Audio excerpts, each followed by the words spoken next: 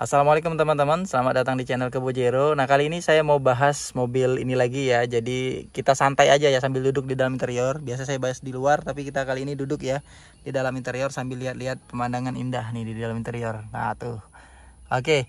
Nah teman-teman, sekarang yang mau saya bahas adalah kesiapan ya. Kesiapan sebelum apa yang aja yang harus kalian siapkan sebelum membeli atau memutuskan untuk membeli mobil Pajero Sport bekas generasi awal, karena ini benar-benar harus kalian siapkan. Nah, ini bagus sekali buat kalian yang lagi bimbang ya, ragu mau pilih mobil ini atau mau beli mobil baru atau mau beli mobil bekas yang tahunnya muda. Nah, ini saya kasih wejangan lah, jadi kalian simpulkan sendiri nanti seperti apa. Jadi kalian harus siap 3 hal ya untuk beli mobil ini. Harus siap 3 hal yang paling penting, jangan sampai di skip, karena ini penting sekali, pengalaman dari saya dan sudah saya praktekkan dan juga sudah saya alami. Yang pertama itu mental dulu. Jadi mental dalam diri kalian ya. Kalau yang biasa pakai mobil LCGC atau pakai mobil yang baru, biasa belinya baru, bawa aja tinggal servis rutin gak ada masalah. Nah, itu kalian jangan terapkan di mobil ini. Ini mobil udah 10 tahun lebih, bos. Jadi mobil 10 tahun lebih ke atas itu pasti aja ada peremajaan part-partnya. Jadi mentalnya harus kalian siapkan. Saat ada peremajaan part ya kalian harus siap. Jadi kalian siapkan dulu mobil ini, bahwa mobil ini bakal ada peremajaan. Jadi terus juga mobil ini harus saya rawat, mobil ini harus saya jaga dan harus saya pahami. Nah, itu masuk yang kedua ya. Yang kedua itu riset. Riset itu bukan dari segi tampilannya aja. Jadi riset itu lebih ke dalam-dalamnya lagi. Jadi kalian harus tahu sampai harga-harga part pas moving sampai slow movingnya. Nah, apalagi yang part-part yang mahal ya, seperti Rextir. Nah, Rextir itu kan mahal kan. Kalau original itu 9 jutaan ke atas itu Mitsubishi SI. Rextir ya, gearnya itu ya full ya. Nah, itu nanti kita bahas lebih detail di video yang lain ya. Terus juga mungkin transmisi, terus oli. Nah, mobil yang gede ya, untuk dari segi oli juga, konsumsi olinya juga lebih banyak ya biasanya dibanding mobil-mobil yang kecil. Terus juga ban, teman-teman.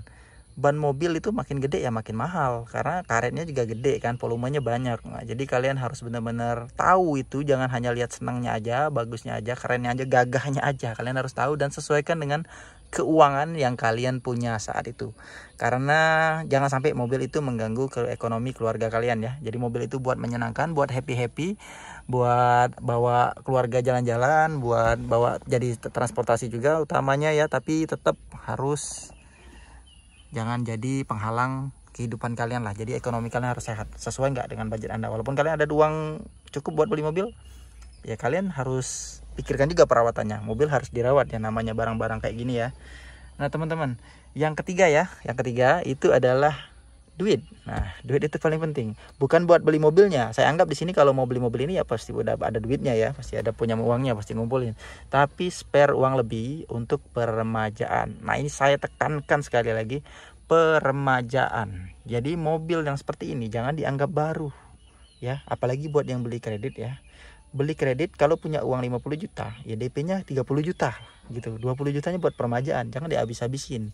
Mending DP 50 juta, cicilannya kecil, jadi DP-nya lebih gede, tapi nggak ada sisa uang buat peremajaan ya. Mobilnya pasti ada peremajaan. Kalian beli langsung di orang aja, yang orang itu bilang mobil itu siap pakai ya, pasti ada aja peremajaan. Namanya mobil kayak gini pasti ada aja, apalagi mau tangan kalian gatel mau modifikasi ya, pasti ada aja walaupun dikit ya. Terus juga ya, kalian udah remajain nih mobil, bisa jadi nanti kalian bawa dalam waktu dekat ada aja yang udah mau diganti, berasa gini berasa gitu, kok ada yang rasa nggak enak. Biasanya masih ada walaupun udah pakai inspektor ya, tapi inspektor itu meminimalisir hal-hal atau part-part yang berat, serta juga bisa memberikan kalian gambaran lah berapa harga part-part itu jika ingin diganti. Nah gitu ya, namanya manusia ya, cek barang itu pasti aja ada minus-minusnya. Tapi paling enggak yang hal-hal besar kayak transmisi, tulang-tulangan dan lain-lain, body ya bekas tabrak atau enggak, inspektor bisa cek itu dengan pasti. Nah gitu teman-teman. Jadi 3 hal itu yang paling penting sekali ya. Jadi kalian harus pahami bener-bener, mulai dari mental kalian siapkan dulu, terus kalian cek harga-harga partnya masuk enggak di kantong kalian. Cek juga volume pergantiannya biasanya berapa lama, karena kalau kalian harganya partnya mahal tapi volume pergantiannya, waktu penggantiannya itu bisa lama, ya nggak masalah lah. Kalian kalikan aja dengan sebulan, keuangan sebulan berapa, misal bisa harus gantinya 1 tahun, sebulannya berarti berapa, keuangan kalian, pemasukan kalian sebulan berapa, teman-teman. Nah di sini saya mau sharing masalah uang ya. Banyak orang yang mentalnya ada tapi uangnya nggak ada. Nah, mentalnya ada uangnya ada itu bahaya ya. Jadi kalau dia sanggup belinya tapi uang perawatannya nggak ada, ya percuma juga. Nanti udah beli, mobilnya ada apa-apa nggak bisa diperbaiki. Karena masalah mobil-mobil ini ya bahayanya ada beberapa part yang kalau nggak diperbaiki itu merembet-rembet ke lain-lain. Contohnya kaki-kaki aja teman-teman. Kaki aja ada yang oblak ya, oblak sedikit ya, dia pasti merambat ke yang lain karena dia terhubung ya teman-teman dengan yang lain-lain. Minimal ban lah habis sebelah gitu. Nah untuk hal yang seperti ini ya, ini harus dicegah teman-teman.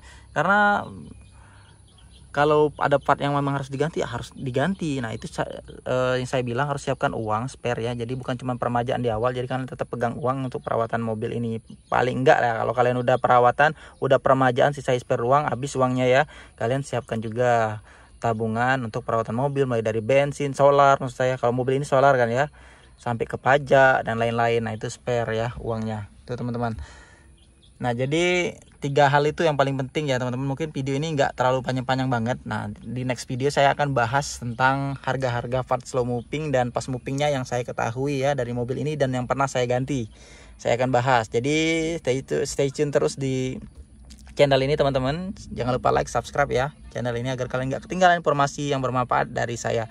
Terima kasih sudah menyimak video ini. Salam dari saya, Kebo Jero Otomotif. See you.